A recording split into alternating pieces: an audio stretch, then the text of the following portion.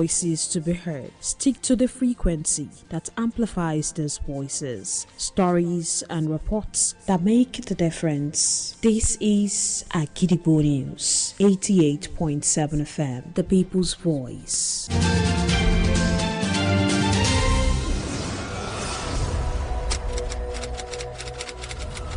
This is Kunle Amzat's studio, Agidigbo 88.7 FM.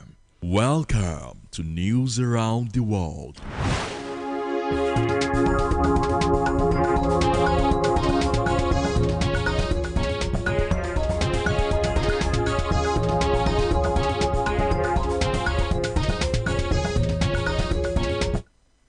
Good evening. Welcome to News Around the World on the most listened to radio station, Agidigbo 88.7 FM Ibadan. I am WURAOLA YUSUFF. The headlines. Federal government warns Nigerians against the fake diplomatic recruitment scams. Alaafin warns against the illegal installation of market leader in Oyo. King Charles visits Bermuda in forced British overseas territory trip. President Trump says Iran war terminated as legal deadline arrives. Nigeria faces tough start at World Relays as President Tinubu urges athletes to deliver. Now the details. The federal government has warned Nigerians to disregard any fake diplomatic recruitment message currently circulating online, describing it as fraudulent and designed to deceive unsuspecting members of the public. In a press statement signed today by the Ministry of Foreign Affairs spokesperson, Mr. Akimebi Ebianfa, the ministry said the false message claimed to offer employment in the Nigerian diplomatic service under the consular section of Nigerian embassies abroad, while directing them to make payment for the processing of a so-called credence note. The ministry stated that the communication was entirely fake and the handiwork of fraudsters seeking to extort money from unsuspecting Nigerians, while stressing that Nigerian missions abroad are currently not recruiting and warned the public not to fall victim to the scam. The ministry also accused the fraudsters of deliberately attempting to mislead the public by referencing security clearance procedures and falsely attributing the message to the ministry spokesperson, and further urged the victims or persons who may have received similar messages to report immediately to security agencies, including the Nigeria Police Force and the Department of State Services.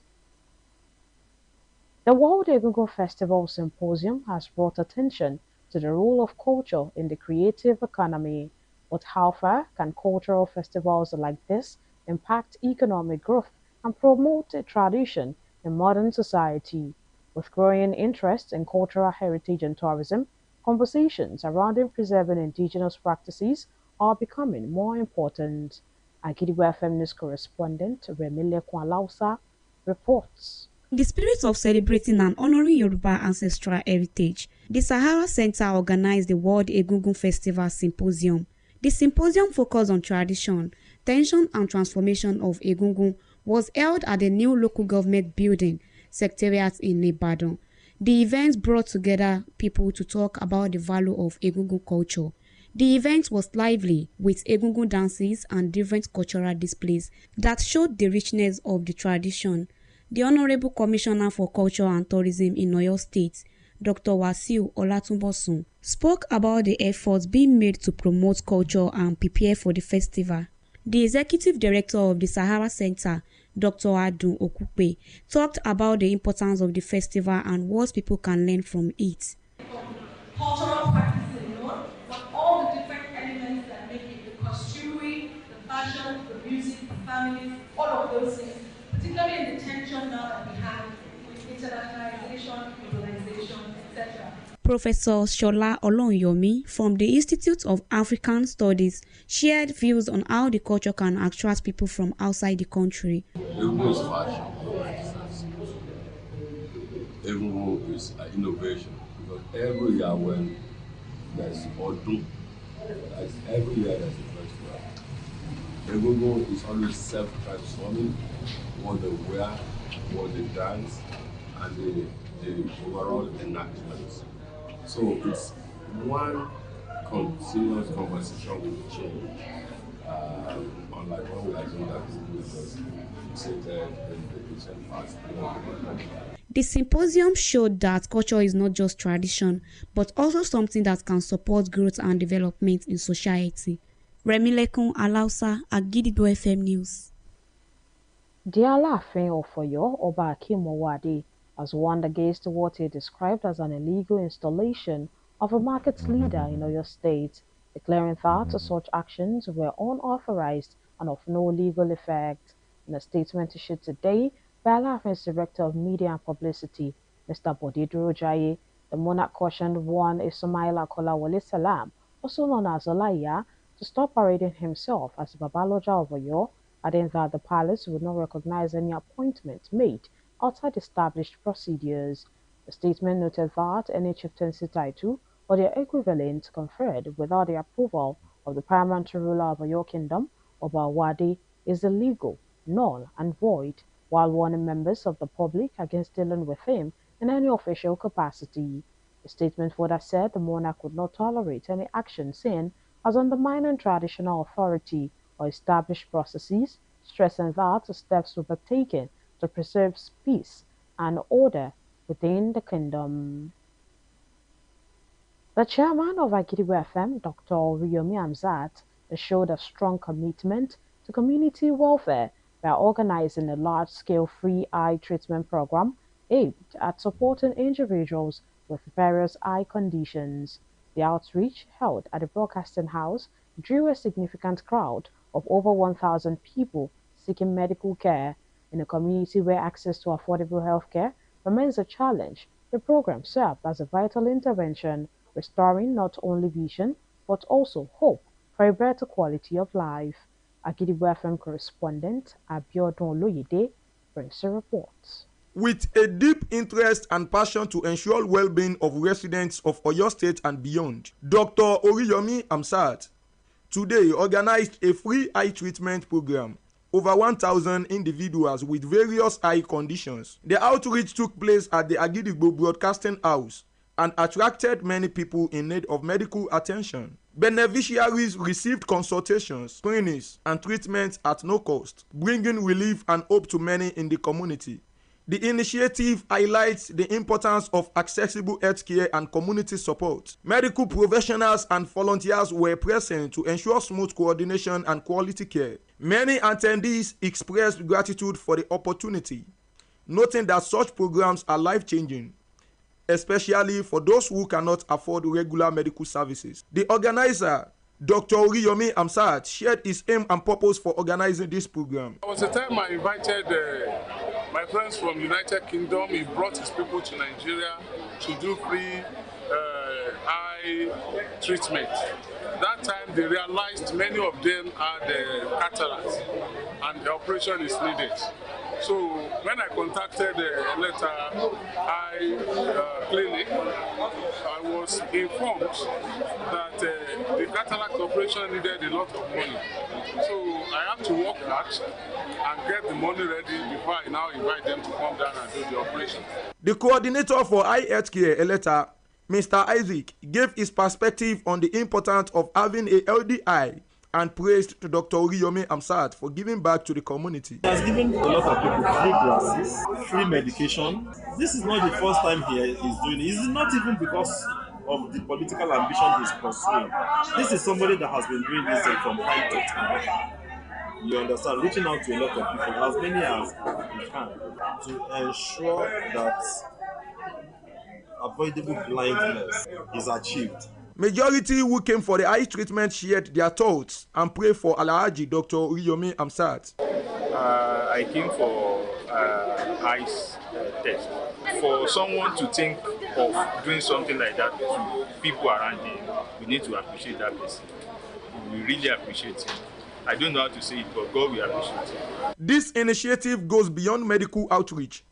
It is a symbol of kindness, social responsibility, and a positive change that can occur when individuals commit to uplifting others. The outreach led by Dr. Oriyomi Hamzat stands as a powerful reminder that community-driven healthcare can make a real difference in people's lives. Abiodun Oloyede, Agidigbo FM News. The Deputy Head of Mission at the British Deputy High Commission, Lagos, Mr. Simon Field, has lauded Governor Oluseyi Makinde's uncommon leadership and especially his initiative in promoting culture and tourism in the state. Mr. Field stated this today in a goodwill message he delivered at the World Egungun Festival Grand Finale held at the Obafemi Awolowo Stadium, Ibadan.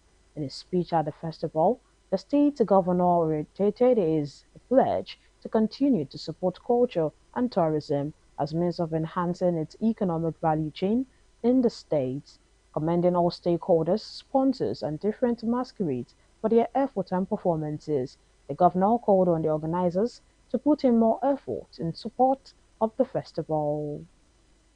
Now it is time to link up with our United Kingdom studio for the foreign news. News from Kulamza Studio at Gidigbo FM, United Kingdom. I am Olushola Damilola. King Charles is currently undertaking a royal visit to Bermuda, marking His Majesty's first royal visit as monarch to British overseas territory. The visit will highlight the Highland history, culture, and community spirits. The king, who was now accompanied by Queen Camilla, arrived in the territory's capital of Hamilton after a 4-day visit to the United States. As part of the welcome event yesterday, the king inspected the Royal Bermuda Regiment of the British Army before shaking hands with members of the public who lined the streets of former capital St. George. The king was shown a small display at the National Museum of Bermuda that traces island history as part of the trade, which include an image of shackled men on board a slave ship, as well as neck irons used by slave traders. Spirit Airline is shutting down as business after failing to secure a $500 million bailout from the Trump administration. The budget airline was in discussion with the U.S. government about a rescue deal which could save it from collapse. The company announced through its website this morning that with great disappointment, the airline had started an orderly wind down of its operation, effective immediately. In a statement earlier today, the airline said it will automatically process refund for any flight purchased through Spirit with a credit or debit card to the original form of payment, while every upcoming flight with Spirit Airline have been cancelled. And that ends the news from William's studio at Gidigbo FM, United Kingdom. I am Olushola Damilola.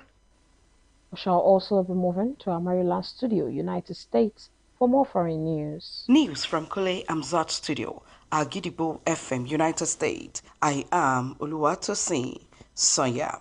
The United States is withdrawing 5,000 troops from NATO ally Germany, the Pentagon announced on Friday, as a rift over the Iran war widens between President Donald Trump and Europe. Trump had threatened a drawdown in forces earlier this week after sparring with German Chancellor Friedrich Merz, who said on Monday the Iranians were humiliating U.S. in talks to end the 2-month-old war and that it did not see what exit strategy Washington was pursuing. The Pentagon said the withdrawal was expected to be completed over the next 6 to 12 months.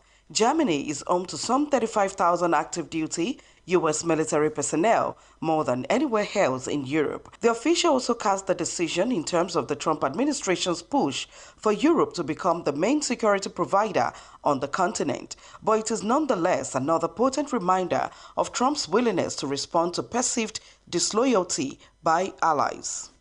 U.S. President Donald Trump declared a ceasefire and terminated hostilities against Iran as he sought to bolster his argument that he does not need lawmakers' permission to continue the conflict. In a letter to congressional leaders on Friday, the deadline to come to Congress about the war, Trump said there had been no exchange of fire with Iran since the ceasefire, and hostilities that began on February 28, 2026 have terminated.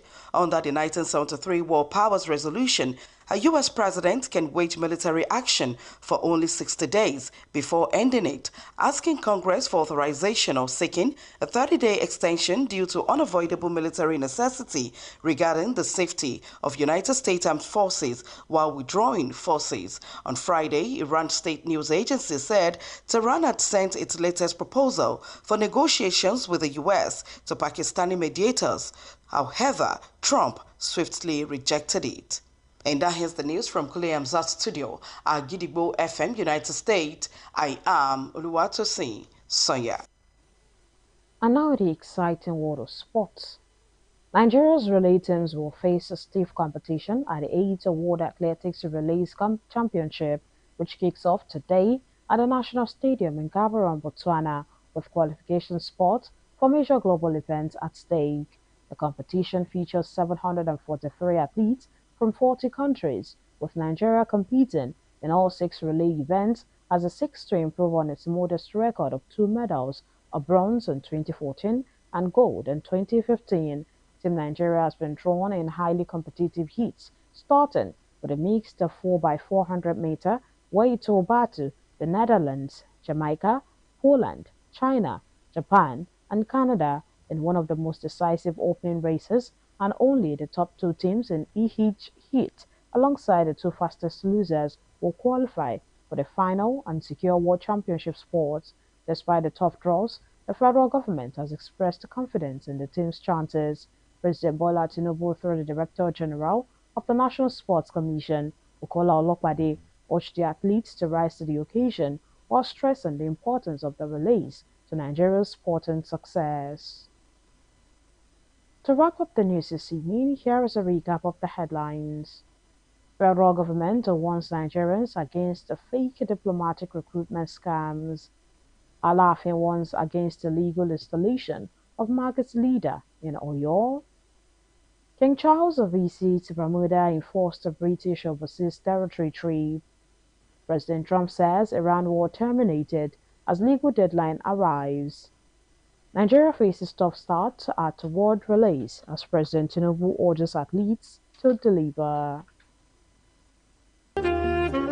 Don't forget that you can listen to us live on our website www.agidigbo88.7fm.com. You can also download our mobile app on Google Play Store and iOS. Simply search for Agidigbo 88.7 FM. Follow us on Facebook at Agidigbo 88.7 FM, on Twitter and Instagram at Agidigbo 887 FM, and subscribe on 070-8714-4865, or send us a mail on newsroom@agidigbo887fm.com.